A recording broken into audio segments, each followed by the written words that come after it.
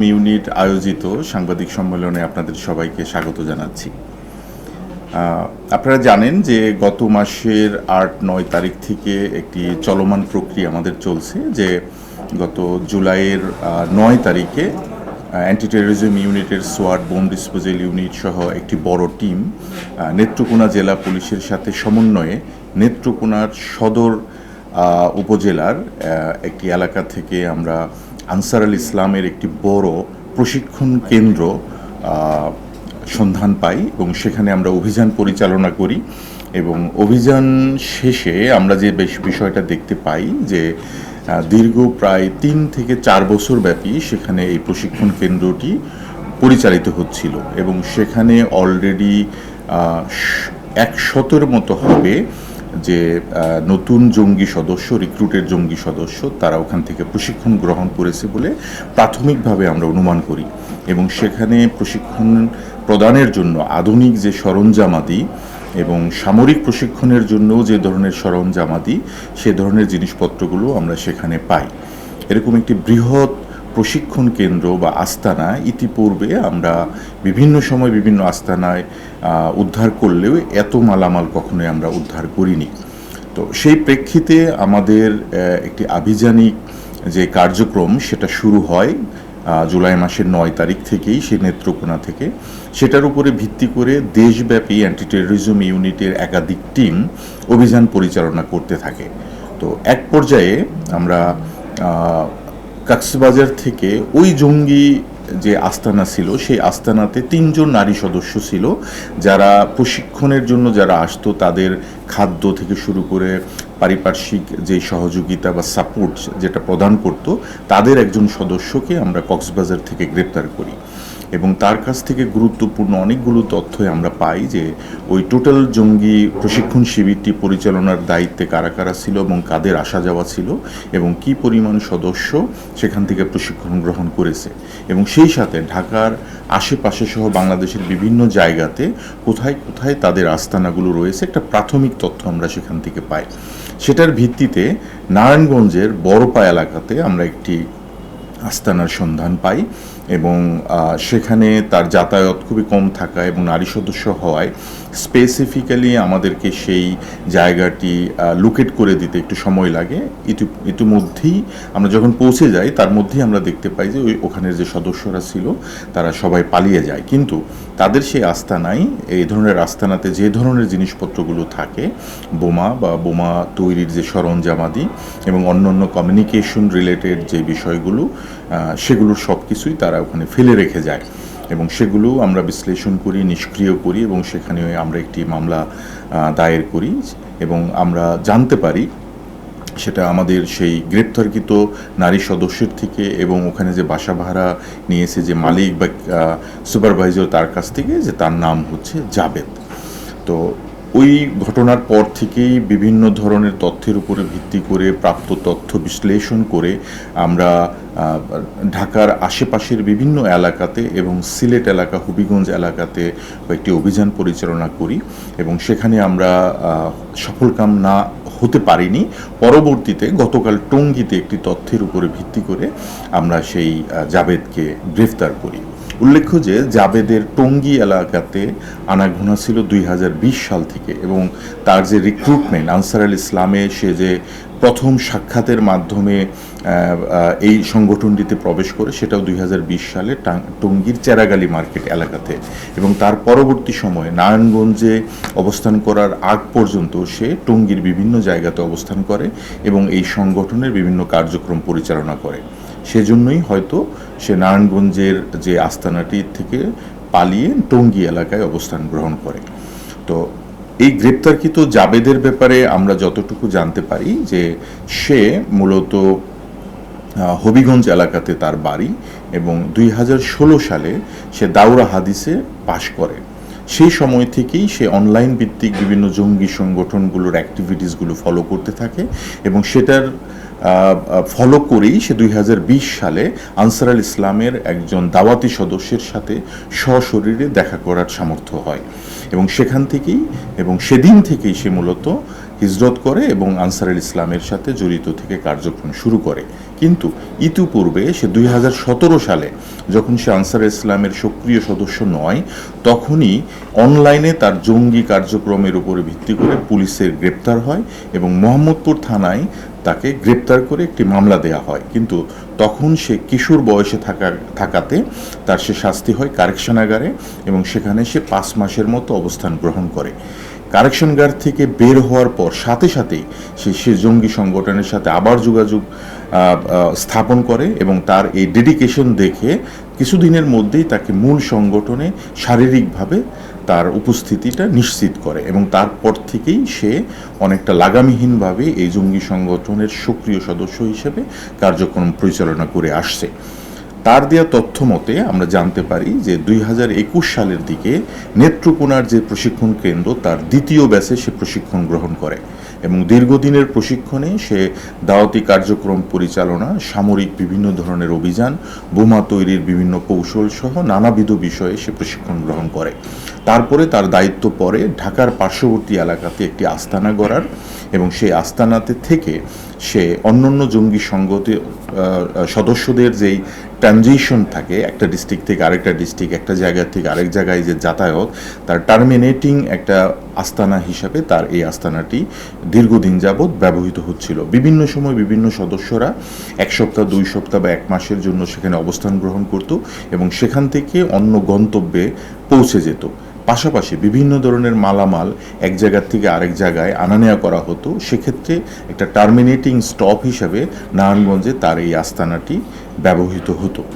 আরেকটা বিষয় তার কাছ থেকে আমরা যেটা জানতে পেরেছি, ঢাকা এবং ঢাকার পার্শ্ববর্তী এলাকা থেকে টেরর ফিন্যান্সিংয়ের বিভিন্ন সদস্যদের কাছ থেকে, বিভিন্ন ব্যক্তির কাছ থেকে অর্থ সংগ্রহের যে দায়িত্বটা সেটাও তার ছিল এবং আমরা এখন পর্যন্ত 7 থেকে 10টা স্ল্যাবে অর্থ সংগ্রহের তথ্য পেয়েছি, যেগুলো নিয়ে আমাদের ফার্দার ইনভেস্টিগেশন চলছে।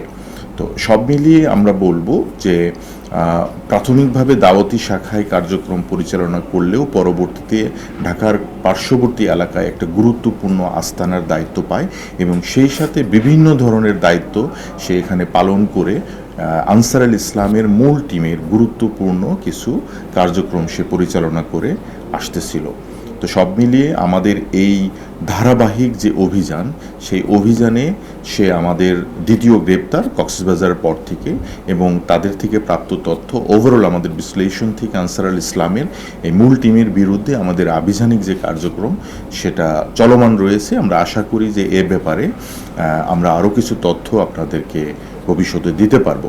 তবে একটা বিষয় জাস্ট আমি বলতে চাই যে তাদের যে প্রস্তুতি এবং তাদের যে ক্ষিপ্রতা বা তাদের যে টার্গেট বাস্তবায়নে তাদের যে কার্যক্রম, সেক্ষেত্রে এই অভিযানগুলো অনেকটাই তাদের এই শক্তিমত্তাটাকে অনেকটাই ম্লান করে দিয়েছে বলে আমাদের কাছে প্রাথমিকভাবে প্রতীয়মান হচ্ছে এবং আশা করি আমাদের এই অব্যাহত যেই যাত্রা সেটা তাদের সামনের দিনগুলোতেও তাদের কার্যক্রমে অনেকটাই ভাটা পড়ে যাবে। তো আমার পক্ষ থেকে এতটুকুই। আপনাদের যদি কোনো প্রশ্ন থাকে ফার্দার বলতে পারেন। তাদের পক্ষ থেকে তো সবসময় নাশকতার প্রিপারেশন এবং একটা অবজেক্টিভ নিয়ে তারা কাজ করতে থাকে, গুছাতে থাকে। তো আমাদের কাজও থাকে যে তাদেরকে রেস্ট্রিক্ট করে দেয়া এবং তাদেরকে নিউট্রালাইজ করা। তো তাদের যে পরিকল্পনা এবং তাদের যে প্রস্তুতি সে সম্পর্কে আরও কি বলবো যে বিশ্লেষণ করে আমরা হয়তো বা আরও বেশি ক্লিয়ার ধারণা পাবো।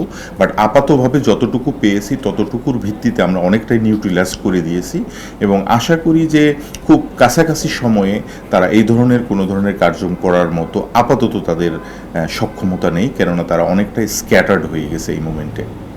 তাদেরকে আটক এবং গ্রেফতারের বিষয়ে আসলে আপনারা কতটুকু অগ্রগতি বা তাদেরকে কবে নাগাদ ধরতে পারবেন বা তাদেরকে আমাদের ধারণা সেটা হচ্ছে যে ইউজুয়ালি 1-2জন সদস্য গ্রেপ্তার হলে স্বাভাবিকভাবে পুরো দলটা একটু নড়াচড়া করে ফেলে। তাদের অবস্থান, তাদের কমিউনিকেশনের যে সিস্টেম থেকে শুরু করে প্রত্যেকটা জায়গাতেই তারা অনেকটা কঠিন হয়ে যায়, কঠিন করে ফেলে। তো সেক্ষেত্রে সেটা ব্রিচিং করা হয়তো বা স্বাভাবিক থাকে না। তো তারপরেও আমাদের যতটুকু টেকনোলজিক্যাল অ্যাডভান্সমেন্ট এবং আমাদের যে দক্ষতা সেটার আলোকে আমরা কাজ করে যাচ্ছি। ধরা বা না ধরার থেকেও বড় জিনিস হচ্ছে নিউট্রালাইজ করে দেওয়া এবং তাদেরকে যাতে কোনো জায়গায় আরামদায়কভাবে কোথাও অবস্থান তারা না করতে পারে, কোনো পরিকল্পনা না করতে পারে, এটা হচ্ছে আমাদের প্রাথমিক পরিকল্পনা। দ্বিতীয়ত হচ্ছে তাদেরকে যেভাবেই হোক গ্রেপ্তার করা। নারায়ণগঞ্জের আস্তানার ওভারঅল যে ব্যবহার গত বেশ কয়েক মাস যাবত আমরা যেটা পর্যবেক্ষণ করেছি, এটা গ্রেপ্তারকৃত জাবেদের বক্তব্য এবং ও নেইবার্স অথবা ওখানের যে মালিক যে ছিল, মালিক এবং সুপারভাইজার যারা ছিল তাদের সাথে কথা বলে যে সমস্ত মানুষের আনাগোনা আমরা ওখানে পেয়েছি এবং যে কাজে ব্যবহৃত হয়েছে বলে আমাদের কাছে মনে হয়েছে, তাতে মনে হয়েছে যে এটা একটা টার্মিনেটিং স্টেশন। এটা বাংলাদেশের বিভিন্ন জায়গা থেকে জঙ্গি সদস্যরা যখন এক অঞ্চল থেকে আরেক অঞ্চলে যেত তখন তারা এই বাসাটি ব্যবহার করতো এবং স্বল্প সময়ের জন্য তারা অনেক সময় সিঙ্গেল, অনেক সময় ফ্যামিলি এবং বাচ্চা নিয়েও সেখানে অবস্থান করত। এটা হচ্ছে তাদের এক নম্বর একটা লক্ষ্য। দুই নম্বর হচ্ছে আমাদের কাছে যেটা মনে হয়েছে যে জিনিসপত্র আদান প্রদানের ক্ষেত্রেও একটা হাব হিসাবে সে জায়গাটা ছিল। কোনো একটি পক্ষ কোনো একটা জিনিস এনে সেখানে রেখে দিত, আরেকটি দল এসে সেই জিনিসটি গ্রহণ করে সেখান থেকে নিয়ে যেত। আর তিন নম্বর যে বিষয়টা আমরা পেয়েছি যে ফিনান্সিয়াল ট্রানজেকশনেরও একটা হাব সেটা ছিল, কেননা তার বক্তব্যে আমরা বিভিন্ন জায়গা থেকে বিভিন্ন সময় টাকা সংগ্রহ করতে শুনেছি এবং আরেকজন সদস্য সেই টাকাগুলো এসে নিয়ে যেত, সেটাও আমরা শুনেছি।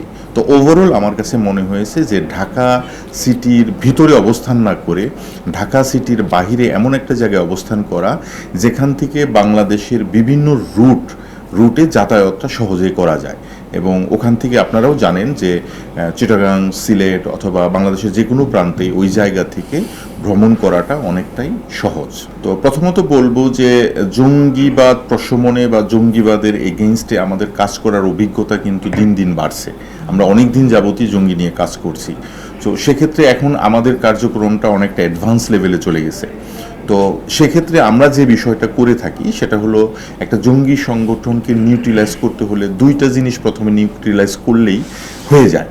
কেমন? প্রথমত হচ্ছে তারা যে ধরনের গোলা বারুদ বা রসদ ব্যবহার করে থাকে আক্রমণের জন্য সেই জায়গাটা রেস্ট্রিক্ট করে দেওয়া বা কঠিন করে দেয়া। আর দুই নম্বর হচ্ছে যে টেরর ফিন্যান্সিং, যেটা অর্থায়নের বিষয়টাকে কঠিন করে দেয়া। তো এই দুইটা জিনিসকে কঠিন করে দেওয়ার জন্য কিন্তু গত 7-8 বছর যাবত আমরা বিভিন্ন ধরনের কার্যক্রম হাতে নিয়েছি এবং সেটার একটা ফলপ্রসূ বিষয় আমরা জঙ্গি সংগঠনের আস্তানাগুলোতে দেখতে পাই। আগে যে পরিমাণের যে ধরনের আক্রমণের অস্ত্র বা গোলাবারুদ আমরা পেতাম বা বোমা পেতাম, সে ধরনের জিনিসগুলো এখন পাওয়া যাচ্ছে না। আর দুই নম্বর হচ্ছে যে অর্থায়নের ক্ষেত্রে যে হিউজ অ্যামাউন্টের একটা মানি ট্রানজেকশনের বিষয় আগে আমরা পেতাম, এখন কিন্তু সেই অ্যামাউন্টটা অনেক কম, ছোট এবং খণ্ড খণ্ড আকারে ডিফারেন্ট টাইপের মানুষ এখন দিচ্ছে। সো আমি বলবো যে এই রসদ কালেকশন এবং অর্থ কালেকশনের যে বিষয়টা, এটা আমরা শুধু মনিটরিংই করছি না, পাশাপাশি এটাকে রেস্ট্রিক্ট করে দেওয়া এবং কঠিন করে দেওয়ার জন্য আমরা বিভিন্ন সরকারের বিভিন্ন সংস্থা, বেসরকারি বিভিন্ন সংস্থার সাথে সম্মিলিতভাবে কাজ করে এই জিনিসগুলোকে আমরা নিউট্রিলাইজ করতেছি। ডেফিনেটলি আপনার প্রথম থেকে আসি, যদি আপনার প্রশ্নটাকে বিশ্লেষণ করি, অনেকগুলো বিষয় আপনি এখানে এনেছেন। প্রথমে হচ্ছে যে মোটিভেশনাল ফ্যাক্টর, যে আফগানিস্তানের কোনো একটা বিষয় বা প্যালেস্টাইনের কোনো একটা বিষয়, কোনো একটা কনফ্লিক্ট জোনে মুসলিমদের কোনো একটা বিষয়, সেই মোটিভেশনটা কাজ করতেছে কিনা। তো ডেফিনেটলি আপনার ম্যাথডিক্যালি এই জিনিসটা আমরা পেয়েছি যে কোনো একটা অঞ্চলের কোনো একটা বিষয় ইন্সপায়ার্ড হয়ে বা মোটিভেট হয়ে জঙ্গিবাদের বিষয়টা বাড়তে পারে, অনেক সময় বেড়ে যায়। তো সে ফ্যাক্টরটা ডেফিনেটলি এক্সিস্ট করে, সেটা থাকে। তো সেটা হলো প্রথম বিষয় এবং সে বিষয়গুলোর উপরে ভিত্তি করে আমাদের দেশে জঙ্গিবাদ বিভিন্ন সময় কমেছে বা বেড়েছে, সে বিষয়টা আমরা অবশ্যই আমাদের কনসিডারেশনে আমরা নিয়ে আসি।